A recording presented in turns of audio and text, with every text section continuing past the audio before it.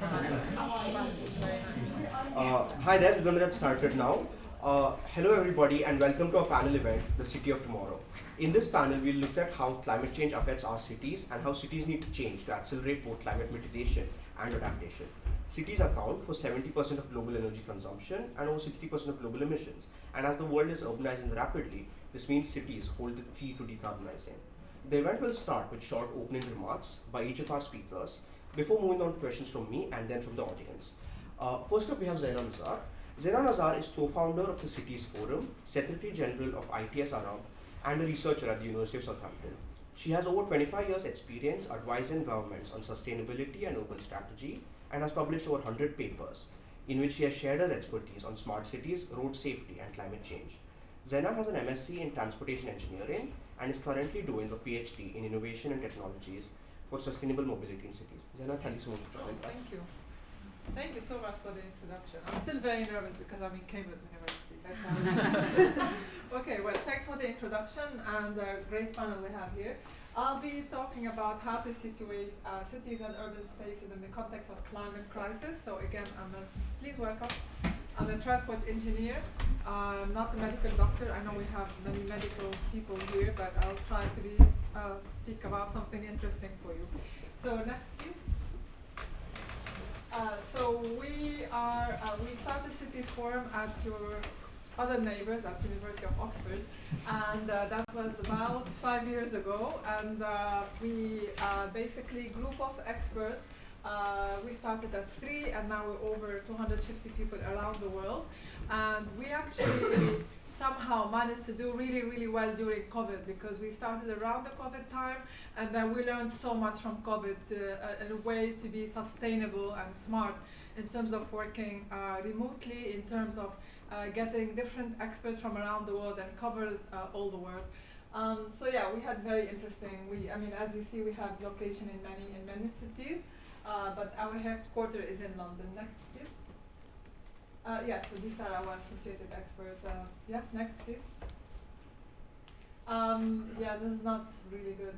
But anyways, I had it in a different format that doesn't look very good. But basically, we do digital transformation, urban mobility and transport, governance, and finance, environment, social inclusion, sharing cities and knowledge of city. Next, please.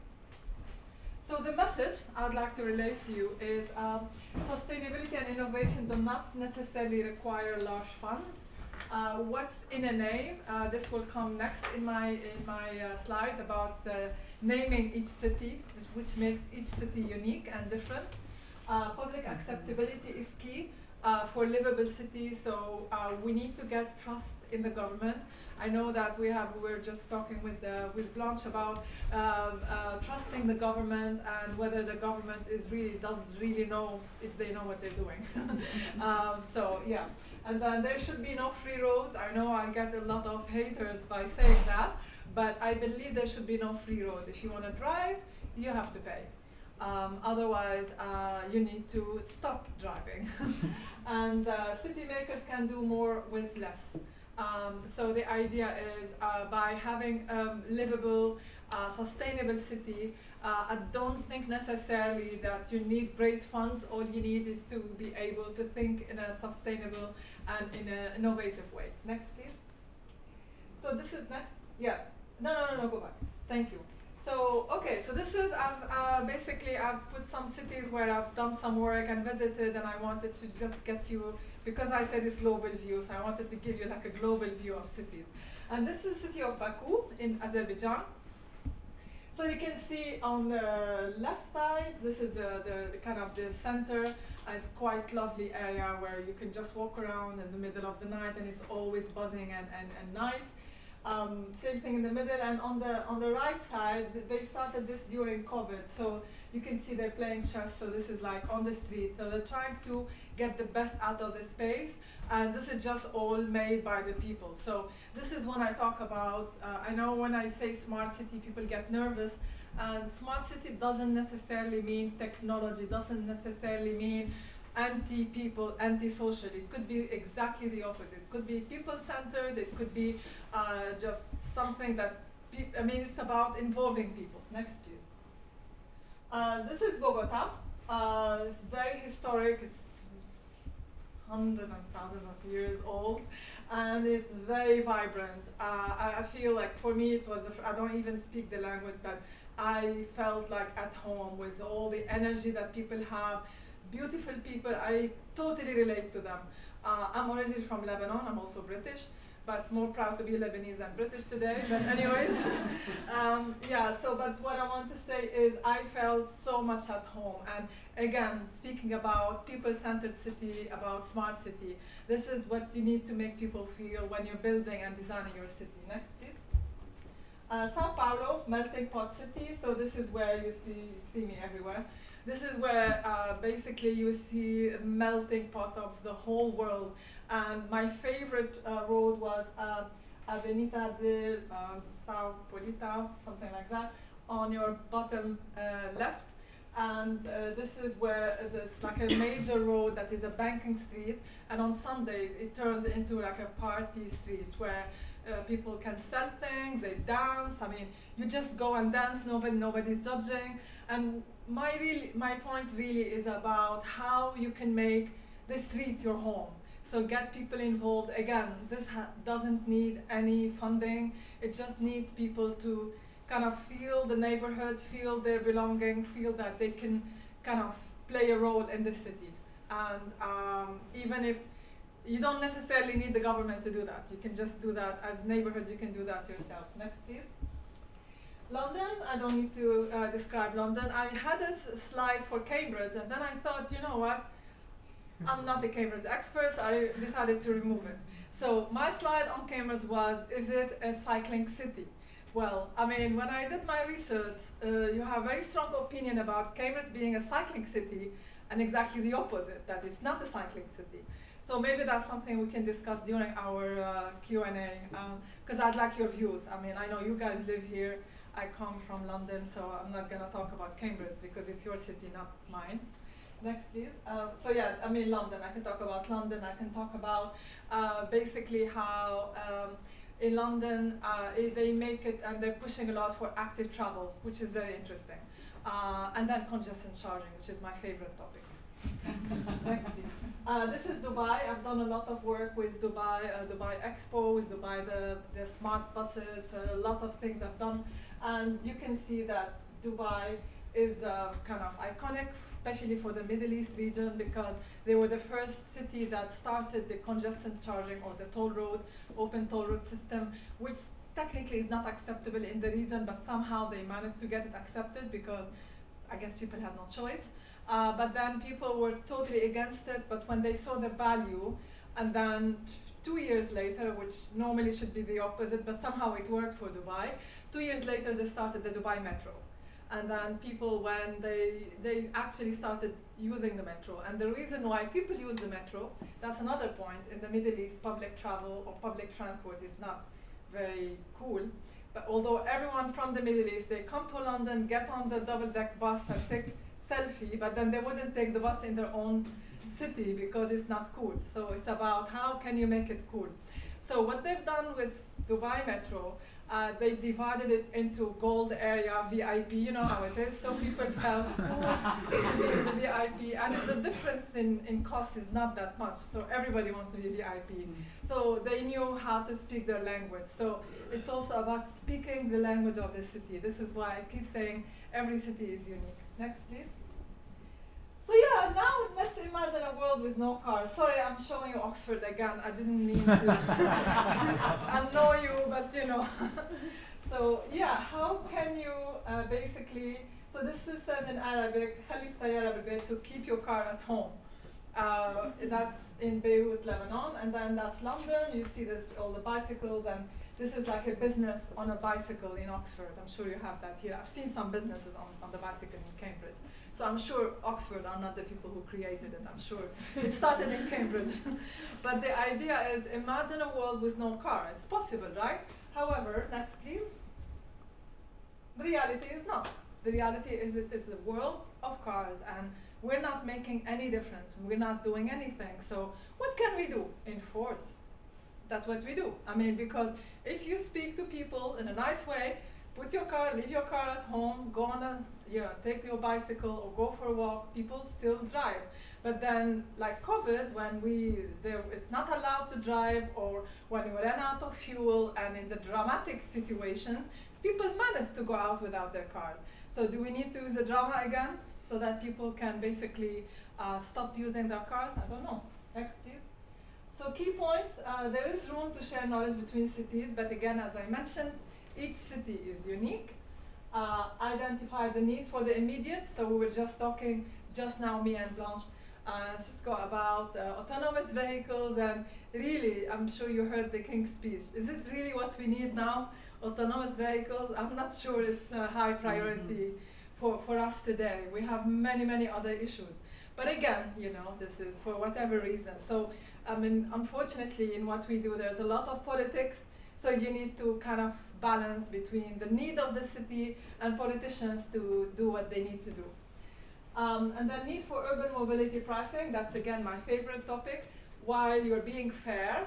Charge people to use the road, but then provide them with alternative travel, provide them with a better active micro-mobility, which means scooters, bicycles, so it's like all the other mobilities that are, on two wheels, I guess. And that incentivize them to take the public transport, like in Luxembourg, Boston, so many cities today. It's free to get on the bus. Mm-hmm. And if you think about it, I know that, well, technically it's not possible to do it in London, but then if they do it the right way, it is possible. It's not impossible, and it's actually better for TfL if they start thinking. I know every time I tell them that, I become their enemy. What are you talking about? But then if you think about it, there must be a way, if you incentivize people to drive less and to use the public transport. And the result, basically, we get a more efficient, sustainable, livable city while preserving the soul of the city. So this is, again, when we talk about the city, each city has a soul. In the previous section, I talked about naming a city. So when you think about basically Cambridge, cycling city. Let's agree on that. When you think about Dubai, iconic city. When you think about Bogota, you think about vibrant city. Now I'm testing my memory. Sao Paulo, melting pot. So give a name to your city and then focus on that, build on this name in order to kind of love your city and be good to your city. And next, please. Let's collaborate. So I know that you are the Cambridge Climate Society, and as Cities Forum, we look forward to work with beautiful, lovely brains. So I really hope you can get my details. I'm very happy to collaborate. If any of you is, I know you have medical students, but any engineering student looking for placement or training or anything, get in touch with me. We're happy to collaborate and to see how we can build a better world and better cities. Mm-hmm. Thank you very much.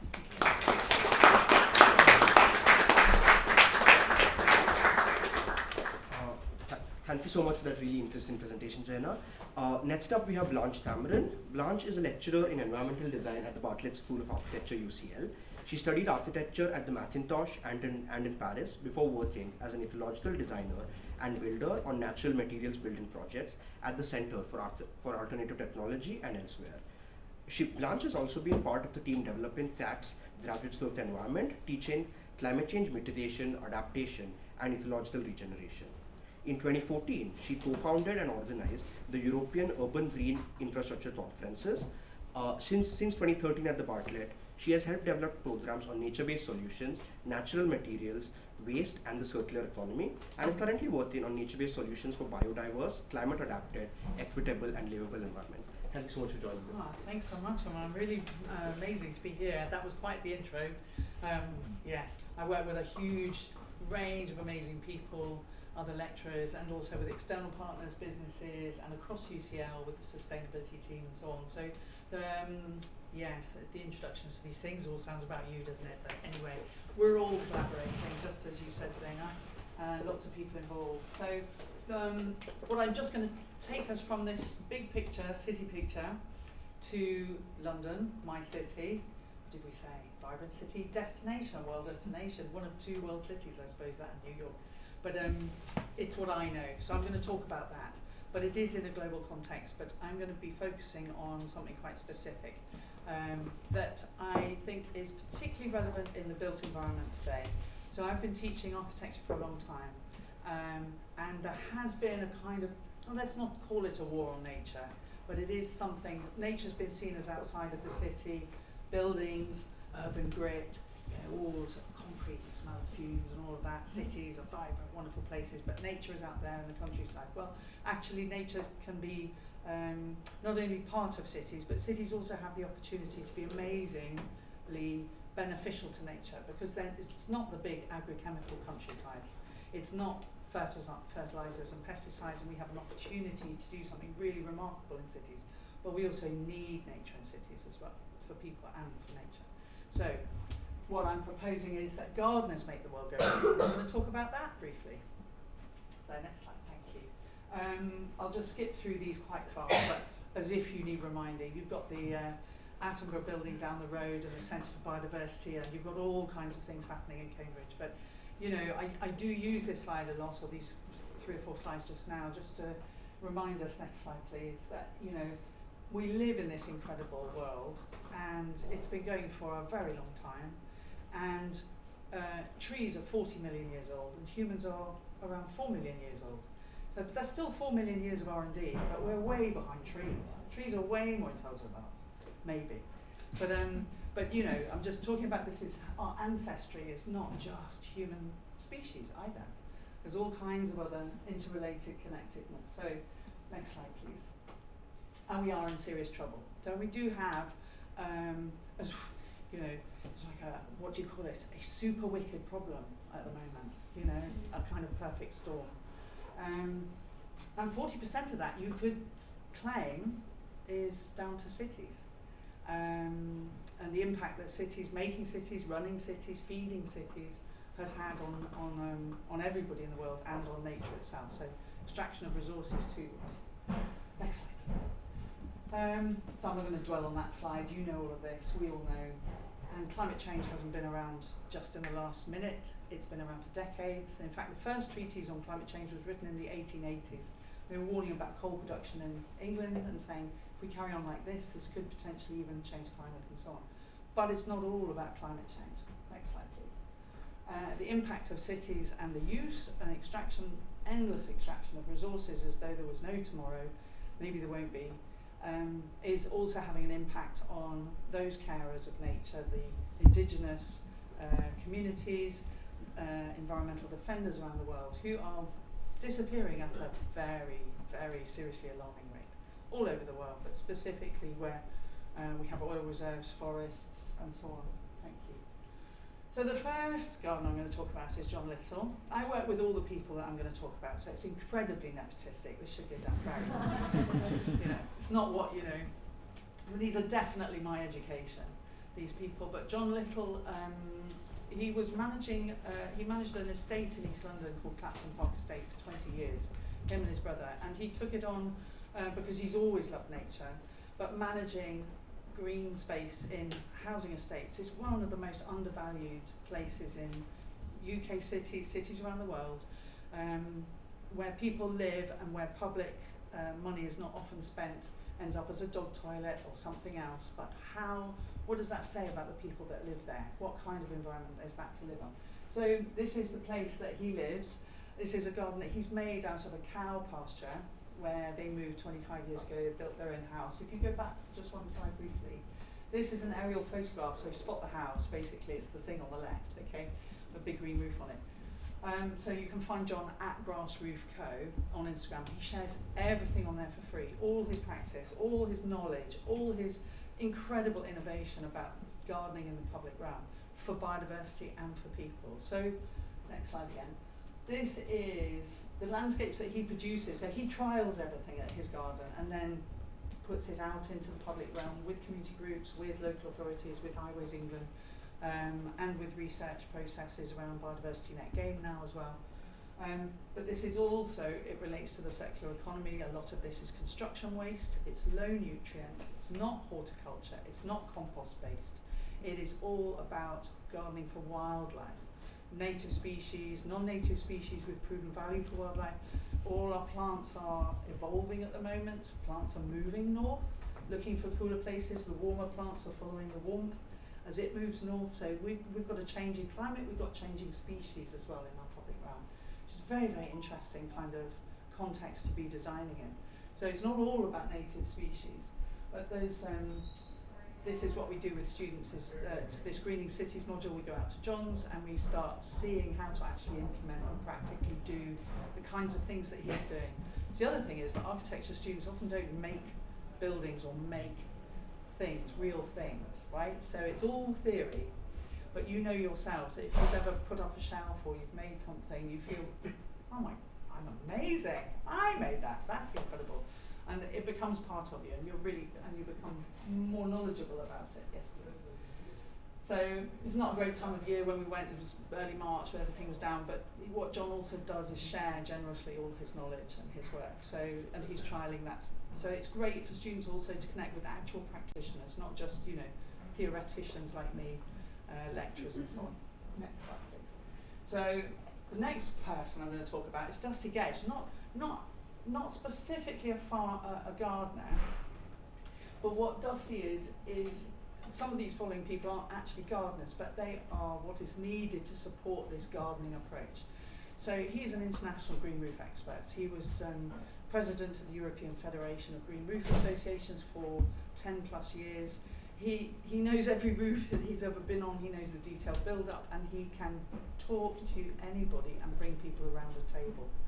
So you often have conflict in the built environment between architects, engineers, planners, ecologists, community groups and so on. What you need is a diplomat who knows how to kind of listen, weigh up and skillfully bring people to the table and broker agreements, really, in a way. It's just like the old marketplace. It's just how are we going to get things done in a way that is equitable to everybody, the developer as well as the community group as well as the architect as well. Architect maybe last, because their role is to help other people. It's not, for architects. Not that I'm an architect. Anyway, so we go up on, this is Nomura Bank, a Japanese bank in the city of London. A rare orchid was found on there 3 or 4 years ago because a Saharan sandstorm, this is what is posited, is Dusty's idea, is that the Saharan sandstorm that came up are quite extraordinary. London was red for about half a day, the sand descended. Probably brought those seeds with it, but who knows. Anyway, green roofs are incredible, but they're also source control mechanisms. It's where the rainwater lands, so if you want to reduce flooding, that's your first thing to do. And if you want to cool the city, these are air conditioning units. So you keep the water in the city, these are the principles, right? Dusty calls it plumbing with plants, managing stormwater. Next slide, please. Right, here's another absolute hero, Arit. Was a fashion designer, very successful, working in the fashion industry and a buyer and all sorts of things. And then she realised that she was absolutely passionate about plants and had to do something about it, and gardening and all the rest of it. So she started a gardening course, and her first garden at Chelsea was the Eden, which is now, it was a garden of climate change. How are we going to garden in an era of climate change? And then the Eden Project, that's moved down to the Eden Project in Cornwall.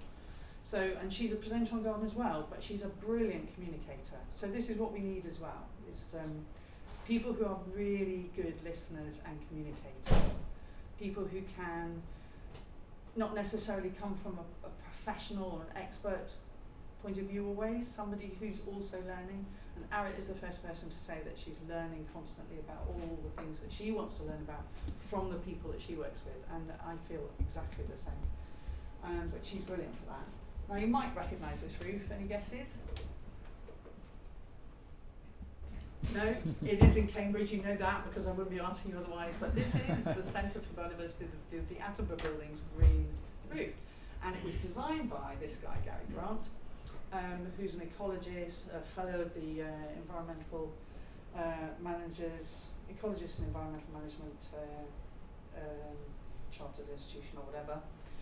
And a brilliant writer and author and designer, but specifically a green infrastructure expert, and has been for years. So Gary, when I say gardening the policy landscape, there's lots of ways to garden if you apply it to other things. So how can you create disturbance? We need disturbance for wild habitats, things that are friendly to wildlife. We require disturbance. Our big predators, our big herbivores are gone from this country now, but we still need to disturb things. And it's the same, the disruptors, it's the same in every kind of condition where you need change.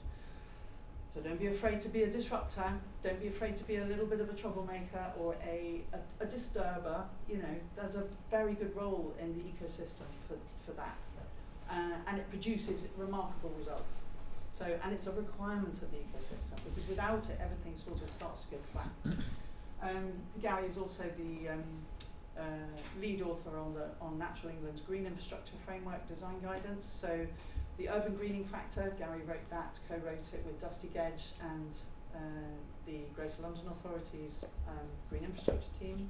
Peter Massini, who is head of Green Infrastructure at the GLA for 10 years plus, another great person. Thank you. Okay, getting through my heroes. This is like a desert island discs of amazing people. This is my favourite kind of talk. I haven't given this one before, but I'm going to do this again. Wendy Allen works with communities and schools down in the southwest, and she is a brilliant biodiverse, sustainable drainage systems designer for communities at community level, small scale-ish, rain gardens, rain planters. This working at a community level is very difficult. It's really difficult. It's so difficult that local authorities are hopeless at it. Government can't even touch it. It's really difficult to work well at a local level with people on a change process, or doing anything actually, bringing people together, because everybody's busy, you've got jobs, got kids, other lives, other requirements. So, but where I'm not saying there's no potential, it's where the most potential is as well, because all our policies eventually come from communities saying this needs to change. So, it's hard to do sometimes, but it's also the only way that things do change. It's not always hard to make change at community level, but implementing stuff can be quite difficult. So this is what we did on campus, and this was quite difficult because of all the stakeholders involved, and because it hadn't been done before, getting students to help design and then implement some kind of intervention on campus. All right, it's all right to theorise about it, you can draw it on your screen, you can produce a portfolio of work, it's all nice and safe, but go and get your hands dirty, lifting things on site, installing it. The foundations have been put in for us, but all of the rest of it we did. So next slide, please. There we are, cutting things. This place that we found to put these are rain planters. So this is an interception for rainwater. It's not going to change the world. The reason that we put it in there was to demonstrate the technology, which is a green technology, plumbing with plants, slow the flow, interception of downstream, and UCL suffers from basement flooding, sewage coming out into laboratories, coming out into offices when it rains very, very heavily, as lots of Victorian London sewers do actually. It's a common problem. But so this is to demonstrate that it works. Thank you. And we did a little experiment, different types of soils and sands and substrates on each side, to see which one was more successful, and we're going to do some more of those. Thank you. So another gardener is Mark Gardner, and that's his name. He is also a gardener, and he's in the UCL Estates team. So he is absolutely passionate about wildlife. He lives down the road from John in Essex, and when we met, we sort of bonded over John Little's work with wildlife design and innovation substrates. But he also is responsible for buildings operations. He's a building surveyor. So he can get access, got an access all areas card pass, so we can get up with the students, we can go up on the roofs, we can go and look at all the places that need interventions. Thank you. This is in Mallet Place. These places exist all over the world, all over campuses all over the world, but also in cities and streets and so on. Where can we put greenery? Where can we put nature? Darwin Walk. Darwin would be horrified, right? Where is Darwin Walk? Okay, there's a big building, but there's nothing. Okay, next please. Oh yes, there is some. Okay, these trees in buckets. Don't put trees in buckets. Please. They're not very happy in buckets. They will die, and they're a big mistake. They look great on drawings. This is why it's so important to do things practically. So you go and look at one. There's an acer. It's like, please get me out of here. So I love the fact that that notice just happened to be next to it as well. Trees matter, but just how much, right? Okay, thank you. So what we'll be looking at next is this is the student centre. It's a premier building, 4 years old. The roof is dead, basically. The sedum on it has died out in the winter. What there is that's still alive is crawling towards the gravel edges, which is where the water drains, but it's also dry the rest of the time. That's what sedum's like. It's a poor green roof. It's a thin pizza crust, basically. You need a deep pan pizza for green roof. Lots of substrates. Then you get the stormwater absorption, right? Then you get the air quality in the air and the cooling and all the rest of it. So that's our next project. So, oh my gosh, this is a delight. For me, this looks great because that is a wonderful opportunity. The worse it looks before, the better the after picture is going to be, right? You know that is going to be, the provost is going to come up there and go like, this is an amazing project, you've turned it into a, but we haven't done it yet, so we've got to prove that can happen. Okay, messy bags of substrate, seeds and so on. But I need somewhere more than just the rain planters to take people to when they come to UCL. And I'm also now working with lots of us working with the University of London on all the federated universities, LSE, King's, Birkbeck, UCL, they all sit under the University of London. Not all the London universities do, but there are lots of them that do. So we're looking at a strategy to green all of those university campuses in London, which is a phenomenal potential project, possibility, and that's over the next sort of 8 to 10 years. So that's exciting. But do we have that time? You know, we need 3 things. We need credibility, and we need ambition, and we need urgency. So that's where I'm going to finish up, and Sixto can pick up.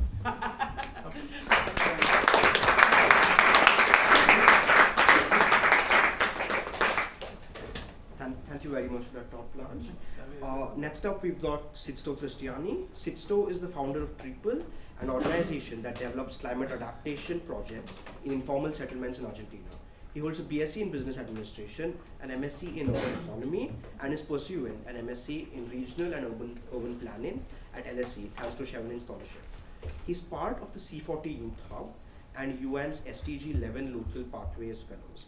He has worked as a consultant for UN Habitat and UN ECLAC in urban and green finance. Thanks for joining us, Sixto. Well, thanks for being here. I'm Sixto from Argentina, Buenos Aires. Today I was going to speak a little bit about more broad issues, but since seeing Carmen's presentation, I thought, well, why not just put something in together? So I'm going to be fast. Not going to take too much of your time because I have been told that we are on a limit maybe, and I also like to hear from you. So this is what informal settlements look like in Argentina, in Buenos Aires region, the south of the metropolitan area. These photos are taken by me, and I'd like to ask you, well, so first raise your hand, anyone that studies climate change. You're a lot. So which climate risks can we see here? Floodings. What else? Mostly floodings. But as you can't see, where's the electrical grid in this place? I mean, we can't see really a formal electrical grid. So in times of extreme heat, there's one thing that happens. Electricity shuts down. So we say that these informal settlements are vulnerable in these 2 ways, to heat waves and also to floodings. And think again, so for example, say you have an emergency, how is an ambulance going to go through that street? It's not going to happen quite soon. And also, let's think about the urban planning implications of how this streets is going to lay out, the accessibility to jobs, accessibility to public services, etc. So, we move on. Now let's go back. So, who has, of course you had, it's a rhetorical question, but who has in-depth knowledge of the Paris Agreement? Raise your hand, please. Okay, so what's the main thing that the Paris Agreement laid out for the different countries regarding CO2 emissions? What's the 2 principles that mainly involve the Paris Agreements? Yes. differentiated responsibilities? Exactly. So common goals, the differentiated responsibilities. And why do you think is that? Well, maybe because it has to do with justice. So we like to work in informal settlements in Argentina for one reason. So we say that the climate crisis, the climate emergency, isn't just because the people that are causing it the less suffer it the most, and that's the worst and most unjust thing one could think of.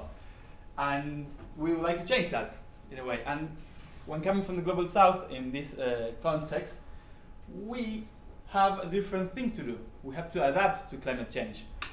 Of course, we have this goal of reducing our CO2 emissions, but thinking in systems, we as a systemic urban complex scheme, we don't have the same bounceability than other countries. So for example, let's say there's a flood in London, well, you have a couple hundred more million pounds than us if we had the same problem. So we're going to bounce back quite much faster. So we have to prepare for those emergencies before. So now we go to what we do. So triple. Next please. These are ecoregions. Who knows what an ecoregion is? Someone studies maybe sustainability. Ecoregion. Mm-hmm.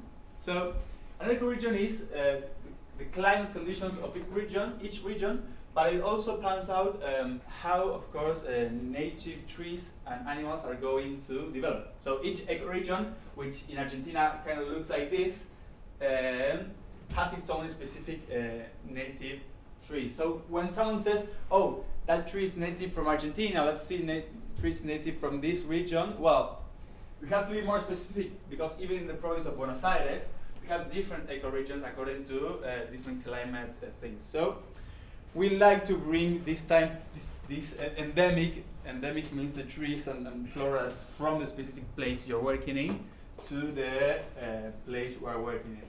So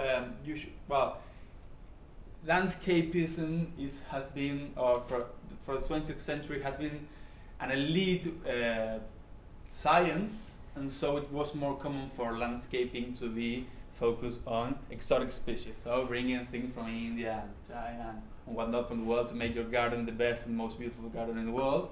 Well, we're kind of like going back from that because the interrelationship with climate change is quite important, since what species are the most likely to be adapted to a certain region? The ones that evolved for that. And also, this is going to have an interrelationship with the fauna of that place. So we move on. What do we do? Well, so we go to the informal settlement, we speak to the community leaders, and we plan the place. Yeah, we plan the place in a way. So most people that come to the meetings that are on Saturdays are women, and that's a problem because it's in a way another burden. So maybe in literature it's more referred as a double burden of work and then doing the household chores. But in informal settlements in Argentina, with Techo, another NGO, well, so doing service, we discovered that women have like a third overburden of chores, which is the community development. So they don't, not only they work, they also do the household chores of cleaning and put on clothes and taking the kids to school or hospital. They also on the Saturdays go to community involvement and see what else can they do for the informal settlement. And that's problematic. Nevertheless, they come and think about what's best for their neighborhood. So in these places, we make a community planning participatory process, which is just basically asking people, well, this is the piece of land you live in. This is where we can plan in, where we can plant in. How would you like it to be? And that is not trivial. When you think about democracy and public policy, well, being able to decide what's going to happen on your territory is something that it's incredible. Next. Well, this is a little bit of expectation meeting. So when we go to the community, we say, well, it's not like we're going to plant a tree and it's going to be like in a week, 20 meters tall that you have here, like historic trees. This is kind of like the process we're looking for. So this is going to happen in 1 year, 3 years, and 6 years to manage expectations as to what's real. So that's the famous quote that somebody said, well, like, the best time to plant a tree was 20 years ago, the second best time is now, because it takes time. And in 6 years, how many extreme heat events are we going to have in these communities, in the world, and how are we going to prepare for that? And another problem that's caused by extreme heat is that it makes these projects even more expensive, because these plants are not used to extreme heat, so they die more often. So in a way, we have this problem that everything's costlier, everything takes more time, everything dies sooner, and that's quite problematic. So next slide, that's the last one. Great, so that's a little bit of what we do in Triple. It's not going to change the world. I think we planted like 800 trees for 4 communities. Each and one of them involving, of course, the community planning. I think another thing that's important is that, for example, well, when just pitching this idea to companies to do corporate social sustainability and bring the co-workers there to plant in the formal settlements, they always ask me, well, but how do you get approval from the local council, the municipality? Where do you get that approval? And the thing is that in those settlements, there's no state. So basically, they don't get sewage water, they don't get formal electricity. So in a way, as you said, it's like we just go and do it and don't ask a lot of questions. But the people that are really into the process and really have or should have a say in how their cities should be made. So going a little bit into the cities of tomorrow, well, we do believe that informal settlements are a big problem in the global south. We should adapt them into the climate change, and that's what we're doing. But if I have a little more time, I'm going to go to the second part that I planned also, and it's going to involve a little bit more of you. So when thinking about this conversatory, there's a quote that I was reading. It's that from Victor Hugo, who says, "Oh, tomorrow, what's the tomorrow going to be made of?" And I really like it because it goes deep into the human emotion of uncertainty of the future. So, what it's going to be. But then we can modify it a little bit, and let's say, well, we're not in a way like brought into the world and don't have any agency. So I would like to say, so the future, what are we going to make this future of? And in a way, we are all going to change the world. But it's up to us on how much and in which way. So you can, of course, live a normal life, not do too much. Or you can think you're going to change the world and fail, but every time you're doing something or not doing anything, you're doing something for this future. So when you put it into a maybe existentialistic point of view, well, where do we start? How are we going to change the world? What do we want of the world? So first, we should, of course, look into ourselves. So if we don't have this self-knowledge of what do I like, what makes me happy, so the first step is to know where our happiness comes from. That's what Aristotle said. Aristotle said that virtue comes from happiness, so we like to tend to be happy. This self-knowledge is going to give us a way into thinking, well, I like reading about climate change, but not the landscape. I like reading about equations in engineering and how to make the price elasticity of demand of the transit station be better. Maybe that's your thing. But then if we are to change the world in a way, if we are to make the cities of tomorrow, it does not only have to do with us, it has to do with society. So every person that changed the world in a way understood its historical context. So we have to know where we are. So for example, the last few months and days I have seen a climate activist going with a hammer into an art building and hammering an art, or maybe just throwing oil at things and just throwing orange paint.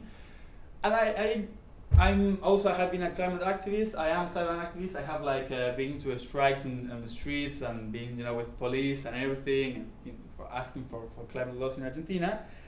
And I always wonder what's the society asking for?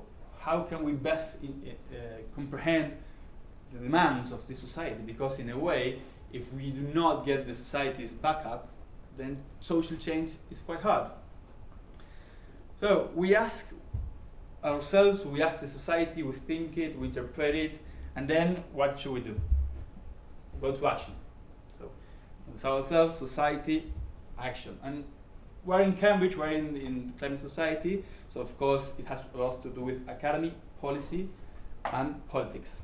So an important thing, and this was a paper that changed my life in a way, from Marisa Montero, which is a Venezuelan social psychologist, which is kind of our focus in how we work in informal settlements.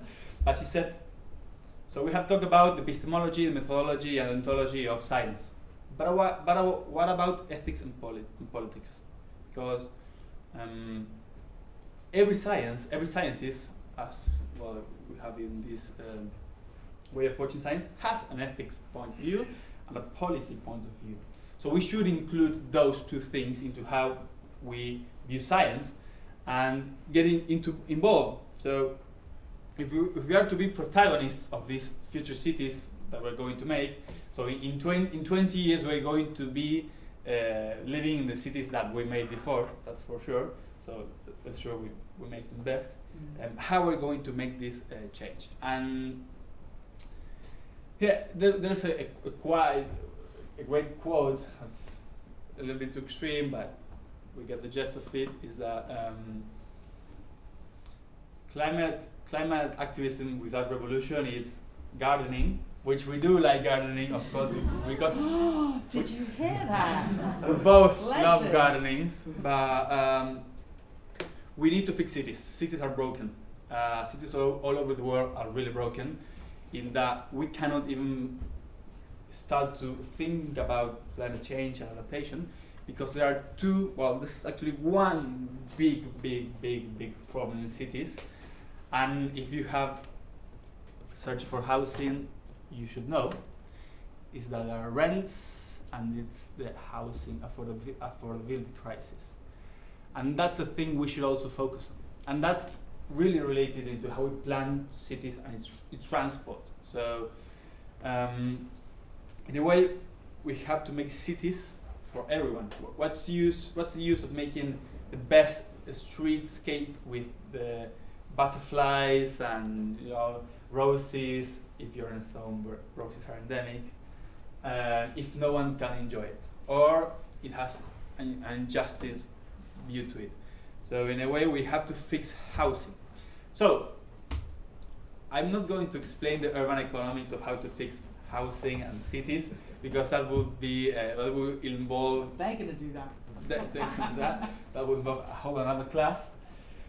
But I'm going to say a few words if I can. So basically, the main problem. No, we don't have time. Okay, we don't have time. So, closing remarks. Yes. Get into politics, basically. So there are two ways which I can see that one can really influence. But for example, Carlos Moreno, which is who knows Carlos Moreno? Raise your hand. Carlos Moreno? Who doesn't want to know Carlos Moreno? You don't know Carlos Moreno? Great, even better. I know. You know him, of course you do. Carlos Moreno is 76. I'm already finishing. 60, 70 years old. Advisor to Mayor of Paris, Ana María Hidalgo, and he did what we are showing to a massive scale in Paris. He was an academist, but he didn't turn out that, well, if we want to make a real change, we have to get into politics in a way. So don't forget that everything you think of has to have in a way, that's why the way I see it, not yours, but if you want to make climate change a little bit bad, a little bit less, well, we have to get with those people that make the decisions, and that's going to involve some problematic situations, but that's why at the first step of our journey we started with how we see life, what is our ethical stand, our political stand view, and just go on with that way. So, thanks a lot.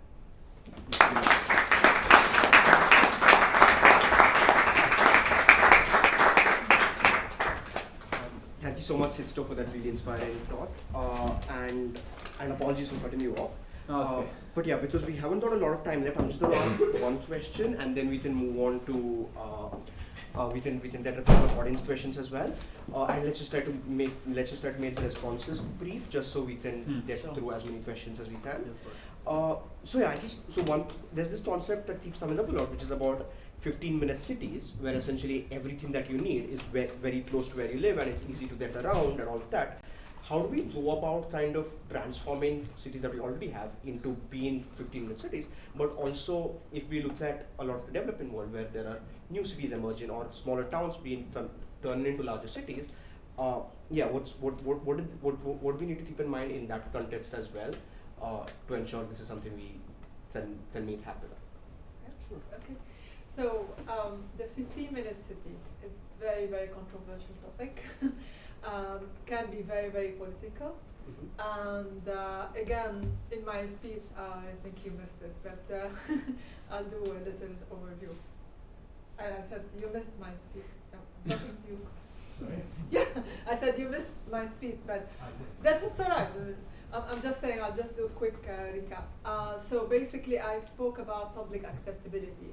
And you need to convince the people, because the city is for the people. It's not only for politicians who want to be re-elected. So the idea is, what are you really selling? With the 15-minute city, are we doing some ghettos of cities that, like the 16e arrondissement in Paris, don't want people to come to their neighborhood because they're posh and they don't want to be disturbed by the less income people? Or are you really providing all services so that people don't drive, like I was talking about? I'm a big fan of congestion charging. So this way, when people can walk around within 15 minutes, then they can reach all the services, the school, the shopping, everything, and then you make everyone content. We need to think about fairness, social impact, and most importantly, not only the political agenda, but to see if it really works. So it has to be done on a case by case. So I mean, again, my answer to 15-minute city, I'm with and against. So depending on the situation.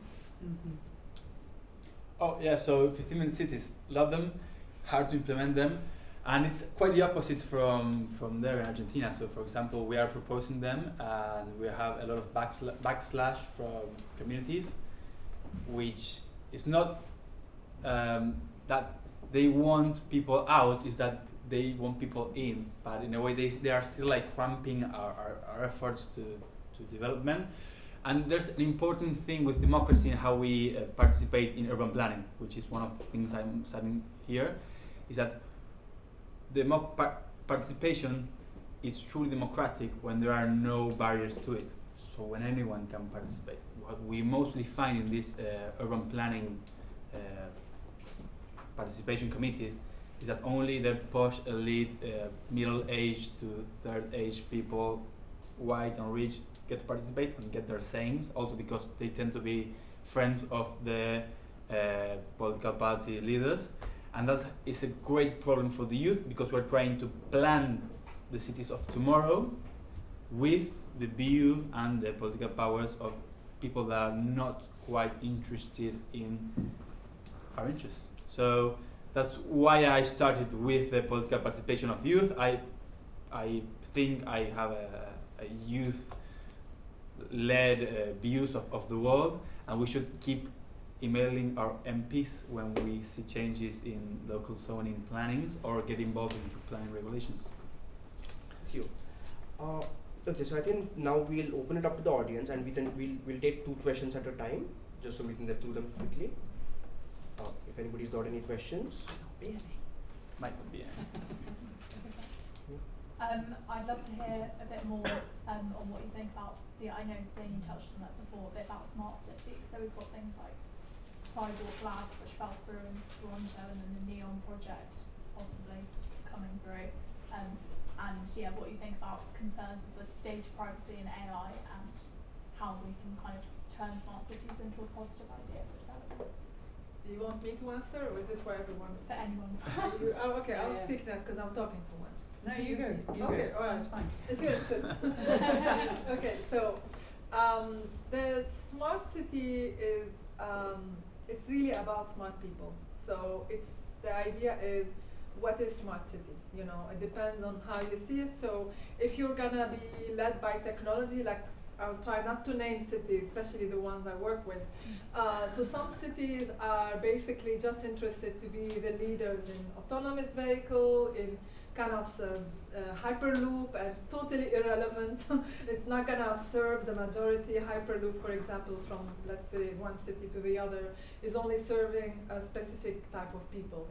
So there's no value at all for it from an economic point of view.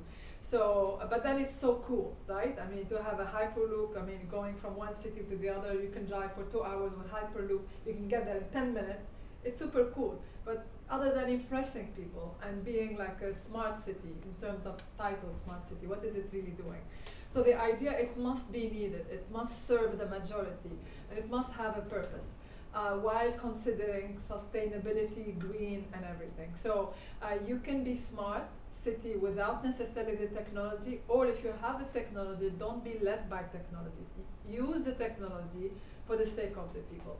So same thing with the artificial intelligence. With, I mean, my PhD, the focus was on improving LiDAR system for autonomous vehicle.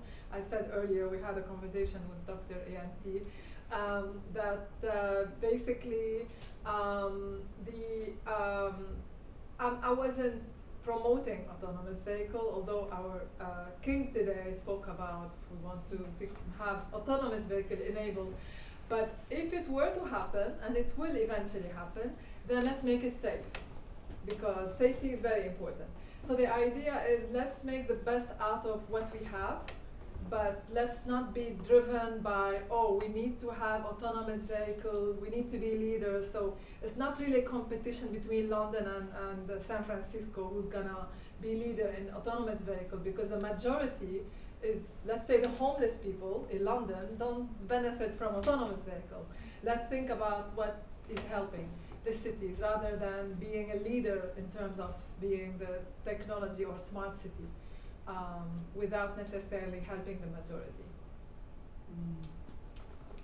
I think so I could I mean, comment a little bit on it just quickly, is that yes, exactly what you say, what is smart, right? And it's been sold as technology, everything is sold as technology, you know, technology is the answer, what's the question? It's nothing to do with that. Okay, you can sort of caveat it by saying that vegetation and nature is a green technology, okay, but it's so much more than that technology doesn't really cover it either. So I think there's a couple of smart examples of working. If we need to adapt to climate change, impacts are already locked in. It's smart to work with nature-based solutions. And if you want to involve technology, then we have a lot of forecasting technology, which is very useful. So a storm is coming, you know that you can empty your rainwater butts on your informal settlement, you can dig extra capacity, or you can empty the bodies of water where you might be storing water for other uses the rest of the time, and get ready for the storm. But that may not be enough to do it. You know, depends on the scale of the problem, which is why we need green infrastructure, nature-based solutions as well.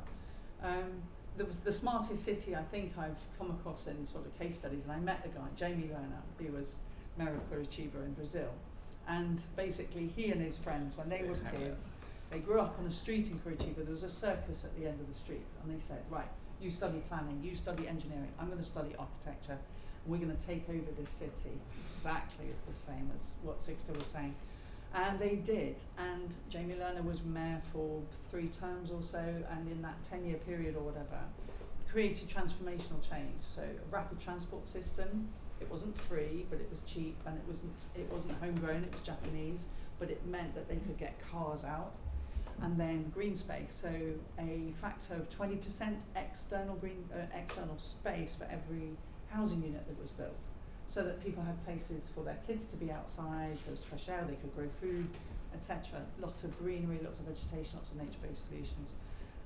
Paying people to collect refuse and bring it back for recycling, so that, you know, there are ways to do things.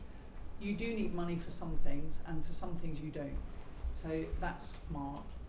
Find things that you can do without too much money or even none and get going, do something, because I think that's also, it helps to do something, doesn't it? The worst thing is thinking like, but what should I be doing? It's like, do anything, just find a thing, make it, whatever you're interested in.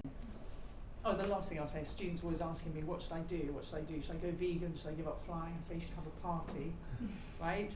Right? That is a genuine answer, and it's meaningful. It's because we can't do anything on our own. You have to have a party. You have to be able to throw good parties, and you have to be a good party goer.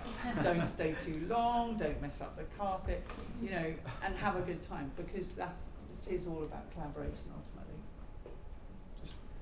Quick add up. So just seeing how urban democracy is in South America at least, and in some African countries, and in Great Britain, I would think that democracy is flawed at least for the urban planning. Not even in Great Britain I have seen a great democratic process on urban planning and urban zoning laws, and definitely not in South America, whilst we are making pretty big improvements. And yes, smart cities can be a great asset, and of course there's a lot of information that should be taken up. I think that the role of smart cities is as a tool to understand what's going on in the process and information for us to make diagnoses and projects, which of course are going to be politically mediated by how we see the world and what should be fair. So it's not only about what we think is correct, but also what society backs up as to correct, and that's where we should, in a way, fight to make it common sense for the greening and the 15-minute city or whatever you like, as a common sense in public policy, which is not an easy task at all. Thank you. And do we have any other questions? Okay, I'll take two at a time. The gentleman in the second row, and then Haley. Thrilled as I am with nature-based solutions, there's something that hasn't been mentioned this evening, which is rising sea levels. Does the panel think that nature-based solutions have got anything to offer for rising sea level? Can we just take your question? My quick question is specifically on like urban building codes. Like, for example, has there been like for example with like garden roofs, has there been a lot of policy, or has there been like work into implementing a lot of these nature-based solutions and implementing it into building codes? And if not, is that something worth like cities to start considering? Just briefly on that, I'll give you the answer for the UK, and maybe some of the other cities around the world are going to follow this, or have already created their own. But you know, green area factor or something like that in Sweden, across the European continent, there's green area factors of different kinds. In London, it's called the urban greening factor. So now, but this all applies to new development. Okay, so that's not relevant for the existing. So what we're working on at the moment at UCL and University of London is how are we going to retrofit? How are we going to adapt, and who's going to pay for it? Okay, it's fine to have new code and policy, that's fine, and it will go on into the future. We know we need to green up, so cities have all got strategies for that now. How are we going to do that? And I think one way is that a lot of large real estate owners are spending a lot on carbon offsets. Millions of pounds. I know UCL spends millions of pounds, and what I think is a smart idea is to take some of that money and spend it on retrofit, and you reduce your carbon demand, so you're doing your offsetting at home, but you're also greening the city. Now, and that takes the economic burden off the individual, and there are some things that individuals can't do. And to respond to your sea level rise, because I don't want to talk too much in this section, but the reason that we are seeing that sea level rise is some of it's locked in already, so we're going to have to adapt. So we're going to need to look at what is currently land is going to either be given back to the sea, or we can work with it, or we'll have to retreat. And those are the three attitudes basically. But to prevent more of it, of course, and who knows what nature is capable of, mangrove swamps, marine conservation, working with the oceans, not against them, and all of that. So yeah, adapting to that. A little bit on that one. Building codes. So in Latin America, there are not a lot of green or gardening obligatory building codes. So for example, the code in the city of Buenos Aires has some like good practices you can implement. Chile and Colombia have an energy, for example, an energy code. Well, you get this labeling. In Europe, it's also a common thing to find the labeling of your household, depending on how much you consume.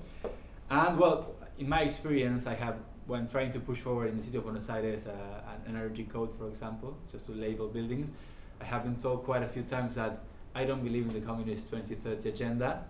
So just to get you into that, sometimes it's not that people or politicians do not want to, it's just like the market forces behind those, the people are going to implement the thing, build it and pay it, do not like it that much. Alright, thank you so much for that. This has been a very interesting panel, but unfortunately that's all we've got time for. But I'm sure if any of you have questions, you can come up to the speakers and ask later. Before we finish, I just wanted to say next week on the 17th, next Friday, we have an event called Collaboration for Climate Action Decarbonization. This has been run by the CCS Action Team, which is focusing on collaborating between different environmental groups in Cambridge, bring them on a common platform to drive certain campaigns. So yeah, if you found something interesting from here that you might want to make happen at Cambridge level, that's an event you should definitely go to. Alright, on that note, thank you so much, and please join me in applauding the speakers.